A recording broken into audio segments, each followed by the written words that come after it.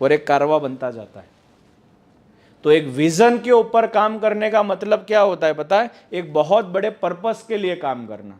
जब हमने सूरत में शुरुआत किया था ये गुरुकुल का, तो आपको पता हो या ना पता हो, जैसे बसंत जी ने यहां पर आपको बोला था, हमने गार्डन से शुरू किया था ये कंपनी। गार्डन में दो दोस्त इकट्ठा हुए और हमने सोचा हमारे जैसे प्रॉब्लम सबके हैं, हम सॉल्व करेंगे। पहला जब हमने क्लोजिंग किया, उस क्लोजिंग से तो हमने अपनी ऑफिस का डिपॉजिट दिया था। और आज अगर पीछे मुड़कर देखते हैं तो 50 से ज़्यादा प्रोफेशनल लोगों की टीम हमारे साथ है, और हम प्राइवेट लिमिटेड हो गए हमें पता भी नहीं चला पिछले 8 साल में। क्यों? क्योंकि हम एक मकसद के ऊपर काम कर रहे हैं और हमने अपील की, जो सिचुएशन थी ना वही से। हमने कभी ये नहीं सोचा कि कोई आएगा या कोई सपोर्ट करेगा। अब आप लोगों को ये सोचना है, प्रॉब्लम आपकी जिंदगी में है, चैलेंजेस आपकी कंपनी में है, उसका सॉल्यूशन लाएगा कौन? कंसल्टेंट आएंगे, लेकिन पहल तो आपको करनी पड़ेगी ना। जब आप पहल करोगे हम हाजिर हो जाएंगे और मिलकर करेंगे हम सॉल्यूशन और मिलकर आगे बढ़ेंगे। क्योंकि हमारा काम ही है आपको डेवलप करना, आपकी टीम को डेवलप करना और आपके बिजनेस को डेवलप करना। क्लियर? आगे बढ़े? ग्रेट। अब हमें समझना है एक लीडर्स जो होता है उसके लिए क्या चीज उसके एनिमीज है, दुश्मन कौन है। क्योंकि दुश्मन को जानेंगे तभी तो उसका खात्मा करेंगे। तो सबसे बड़ा दुश्मन क्या है पता है? Too slow taking decision. बहुत सारे लोग रोज अपॉर्चुनिटी उनको आती है लेकिन डिसीजन ही नहीं लेते हैं, और डिसीजन न लेना भी एक बहुत बड़ा डिसीजन है। तो स्लो डिसीजन लेना बंद करो, फास्ट डिसीजन लेना शुरू करो। दूसरा क्या लिखा हुआ है? विजन जो होता है उसकी क्लियरिटी ही नहीं होती है। रोज सुबह काम करते हैं, रोज शाम को एफर्ट करते हैं और सोचते हैं हम हो जाएंगे कामयाब एक दिन। एक दिन ऐसा आ जाएगा कि सक्सेस मिल जाएगी, वो ऐसे नहीं आएगी। फोकस जो होता है वो सेविंग पर होता है, अर्निंग पर नहीं। भाई साहब, पैसा अगर आप यहां पर बचा के रखोगे कि भाई 3 लाख 4 लाख 5 लाख गुरुकुल वाले को देना पड़ेगा, तो याद रखना 2 करोड़ 5 करोड़ 10 करोड़ अंदर आएगा भी नहीं। क्योंकि जगह आपकी कहां रोकी है? इधर। तो जा तो नहीं रहा है, दूसरा ये भी आया भी नहीं रहा है। तो कभी भी एक बिजनेसमैन की सोच है ना, वो कभी सेविंग की नहीं होनी चाहिए, ऑलवेज उसकी सोच होनी चाहिए अर्निंग। क्योंकि कमाना पड़ता है। बचा बचा के आज इस दुनिया में कोई कामयाब हुआ नहीं है, कमा के कामयाब होता है। और उसके लिए आप लोगों को एक क्वेश्चन रहेगा कि अगर कमा के कामयाब होना है तो रूल्स बनाना सीखो कि be a big businessman, spend करो, खर्चो। क्योंकि जितना बोओगे उतना आपको पकेगा और उसको आप काट खाओगे। फिर आगे बताया गया है work delegation versus self control. खुद के कंट्रोल में से बाहर आ जाओ। बहुत सारे लोगों को कंट्रोल करने वाले कोई और ही लोग हैं जिनके हाथ में आपने रिमोट दे दिया है। वो सारे रिमोट आप अपने पास ले लो, अपना कंट्रोल खुद करो। और लोगों को कंट्रोल ना करके आपका काम है लोगों को डेलीगेट करना। और don't invest for your knowledge, जो अभी हम कभी सोचते नहीं है, करते ही नहीं है। लेकिन आज के बाद से हम क्या करेंगे? What is your knowledge budget. आज के बाद हम एक बजट प्लान करेंगे और वो बजट किस चीज का होगा? मेरे नॉलेज को बढ़ाने का। तो लिखो और डिसाइड करो कि इस साल आपका बजट क्या है आपके नॉलेज को इंक्रीज करने का, बढ़ाने का। डिसाइड करो, क्योंकि जितना आप डालोगे उसका टाइम रिटर्न आएगा। तो कितना डालने वाले हो वो डिसाइड कर लो। नेक्स्ट, अब एक बहुत बेहतरीन चीज यहां पर बताई गई है कि जिस वक्त से आप बेहतर बनना बंद कर देते हैं उसी वक्त से आप बदतर बनना शुरू हो जाते हैं। या तो पर डे बेहतर बनोगे या तो पर डे बदतर बनोगे। चॉइस आपके हाथ में है कि आज मैं बेहतर बनूं या मैं बदतर बनूं। बदतर बनना मतलब कुछ नहीं करना, क्योंकि नाकामयाब होने के लिए कुछ करने की जरूरत नहीं होती है, वो अपने आप हो जाता है। लेकिन कामयाब अगर होना है तो बहुत कुछ करना पड़ेगा भाई। सफलता अगर आपको अपनी जिंदगी में चाहिए तो रोज अपग्रेड करना पड़ेगा, रोज अपने आप को चैलेंज देनी पड़ेगी। और अगर फेलियर चाहिए तो कुछ मत करो, आराम से बैठो, आराम से फेलियर आ जाएगी। क्लियर? आगे बात करते हैं। अब हम समझते हैं एज अ लीडर हमें अपने अंदर कौन सी क्वालिटी विकसित करनी है या कौन सी क्वालिटी हमें अपनानी है। तो सबसे पहली क्वालिटी एज अ लीडर जो अपने अंदर होनी चाहिए, एक बुक में यहां पर आप लोगों को रेकमेंड करना चाहूंगा, जिस बुक से कुछ नॉलेज मैं आप लोगों के बीच में लेकर आया हूं, जिसका नाम है developing the leader with in you. आपके अंदर एक लीडर है, उसको कैसे डेवलप करना है, इस बुक का सबसे पहला लर्निंग जो आप लोगों के साथ शेयर करना चाहूंगा, जो ये बताता है इन्फ्लुएंसर, एक लीडर जो होता है उसकी सबसे बड़ी क्वालिटी होती है वो प्रभाव डालने वाला होता है, इन्फ्लुएंसर होता है। तो इन्फ्लुएंसर होने का मतलब क्या बताया है? Leadership is not about the position, it is influence. आप कौन से पोजीशन पर हो ये मैटर नहीं करता है, जिस भी जगह आप हो, आप एक्ट क्या करते हो, आप परफॉर्म क्या करते हो, वो डिसाइड करेगा कि आप एक इन्फ्लुएंसर हो। इसका मतलब क्या बता रहा है? बैग लीजिए, ये है ना लीडर है जो काम को लेकर, टीम को लेकर चल रहा है, और ये जो है ना वो बॉस है जो क्या सोच रहा है, काम भी आगे होता जाएगा, टीम भी आगे बढ़ती जाएगी। तो ये का वाला एटीट्यूड नहीं चलेगा, ये वाला अपनाना पड़ेगा, लीड बाय एग्जांपल। इन्फ्लुएंस करने का मतलब अब आपको समझाता हूं, जो वो लड़के ने किया स्टोरी के अंदर, खुद ने पहले आगाज किया, फिर उसकी टीम फॉलो हुई। तो आपकी कंपनी में भी शुरुआत कहां से करनी होगी?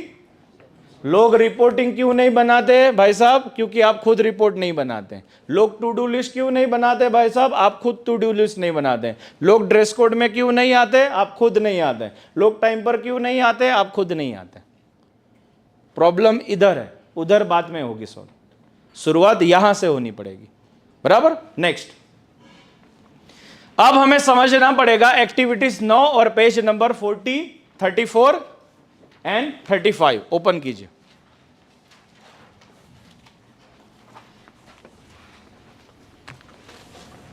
बहुत ही अच्छी लाइन यहां पर आप लोगों के बीच में दिखाई दे रही होगी, जो यहां पर शेयर की गई है, ये वाला एक्टिविटीज। कोई भी इंसान जो होता है, जो अपना बिजनेस शुरू करता है, उसका ग्राफ क्या होता है? तो वो शुरुआत करता है एज अ ट्रेडर, उसके बाद वो बनता है मैनेजर, उसके बाद बनता है वो लीडर, और उसके बाद बनता है वो लीपर। और ये पूरी जिंदगी जो उसकी लाइफ की होती है, ये 3 साल की होती है। 3 ईयर, 3 ईयर, 3 ईयर, टोटल कितना हो गया? +1 ईयर। ये 3-3 साल अगर वो स्पेंड करेगा as a trader, as a manager, as a leader, तो उसके बाद वो बनेगा लीपर।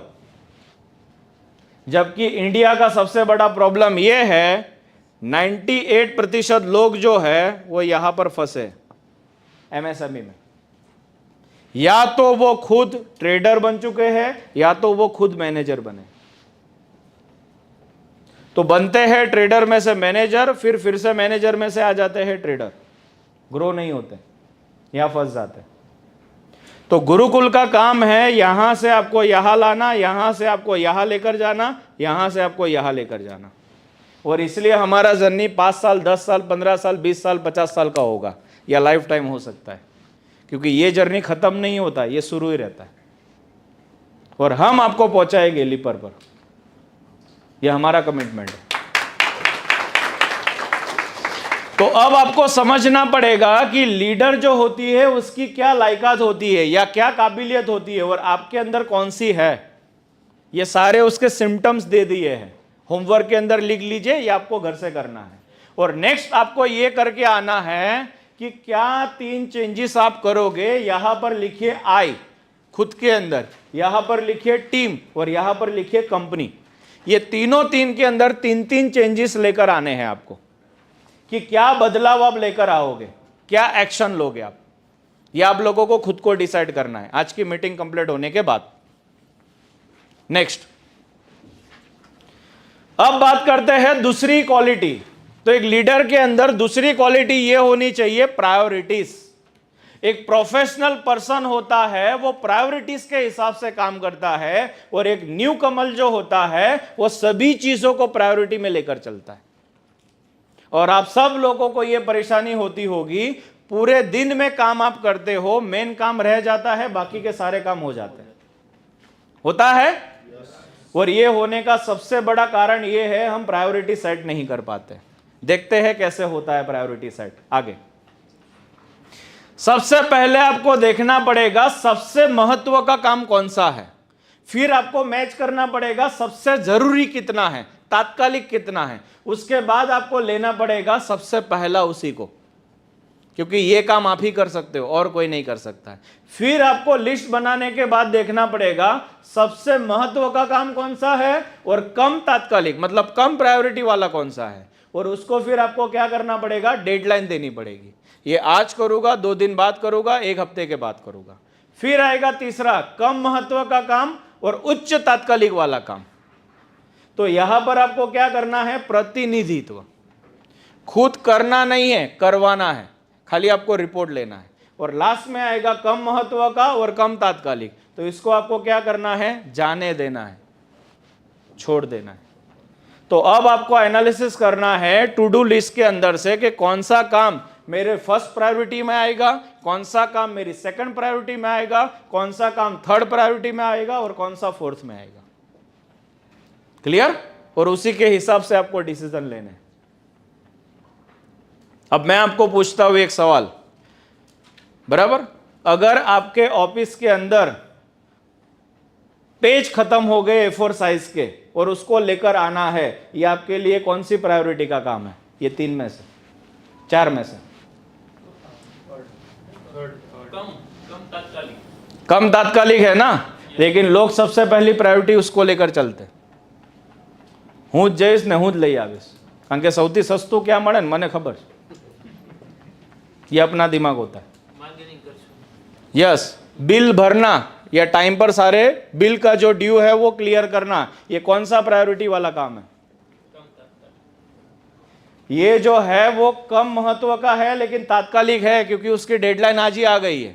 लेकिन हम करते क्या है, खुद जाते हैं भरने के लिए, जबकि हमें करना क्या है, टीम को दे देना है, बोलना है तू भर।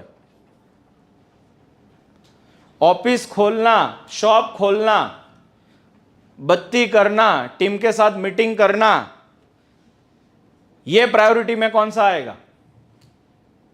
पहला वाला कौन सा आएगा, दूसरा वाला कौन सा आएगा और तीसरा वाला कौन सा आएगा? क्योंकि एग्जाम्पल से आपको क्लियर होगा। रोज खोलना और रोज बंद करना, ये कौन सी प्रायोरिटी में आपका रहना चाहिए? लास्ट में जाना चाहिए। लेकिन बहुत सारे लोगों के पास अभी भी चाबी होगी और वो खुद जाएंगे ना, फिर ही खुलेगा। क्यों? क्योंकि ऊपर से संस्कार मिले हमें ऐसे कि यही करना होता है और यही करते हैं हम। फिर हमें समझना पड़ेगा मीटिंग करना ये कौन सी प्रायोरिटी वाला काम है? टीम के साथ रोज सुबह, ये फर्स्ट प्रायोरिटी वाला है और ये हम नहीं करते। टू डू लिस्ट बनाना हमारे लिए कौन सी प्रायोरिटी वाला काम है? तो ये आपको डिसाइड करना है आपके सिचुएशन के हिसाब से। ये खाली मैं एग्जांपल दे रहा हूं। अब आप पूरे दिन में क्या करते हो आपने लिख ही लिया है, अब उसको आपको प्रायोरिटी में सेट करना है टू डू लिस्ट के अंदर। क्लियर? आगे बढ़ते। ये एक्टिविटीज है पेज नंबर 37 और एक्टिविटीज नंबर 10, जहां पर आपको दिया है 20% काम जो है वो आपको 80% रिजल्ट देंगे और 80% काम आपको 20% रिजल्ट देंगे। 80-20 रूल्स। तो ये आपको ICW में करना है होमवर्क। अब आपको लिखना है 80% काम आपके कौन से हैं जो आपको 20% रिजल्ट दे रहे हैं और 20% काम कौन से हैं जो आपको 80% रिजल्ट दे रहे हैं। क्लियर? आगे अब आपको समझ लेना है कि एज अ लीडर आपको करना क्या है। एज अ लीडर आपके कौन से काम रहेंगे? कोई बताएगा कि एज अ लीडर आपके काम क्या होने चाहिए एक्चुअल में? आज आपको बता देता हूं कि एज अ लीडर आपके कौन से ये 20% काम है जो काम करने से आपको परिणाम 80% मिलेंगे, जो आपको ही करना है। जिसमें सबसे पहला काम है CRM करना, कस्टमर रिलेशनशिप बिल्ड करना, ये आपसे बेहतर कोई नहीं कर सकता है और ये आपको ही करना है। ये वाला काम आपके अंडर में होना चाहिए। दूसरा काम जो आपको करने की जरूरत है, R&D, रिसर्च एंड डेवलपमेंट करना, नई नई प्रोडक्ट, नई नई सर्विस, नई नई चीजों को लेकर आना और मार्केट में जाकर ढूंढना नया क्या हो रहा है। ये आपका काम है, क्योंकि आपसे बेहतर ये कोई नहीं कर सकता। तीसरा काम, मार्केटिंग एंड ब्रांडिंग, नई नई जगह, नए नए एरियाज के अंदर जाना, मार्केटिंग ब्रांडिंग करना, नया प्रचार करना और नए नए मेथड ढूंढकर लाना। और चौथा सबसे ज्यादा जरूरी काम, new ideas for business development. New ideas for business development, रोज नए नए आइडियाज ढूंढना कि मेरा धंधा में कैसे बढ़ाऊं।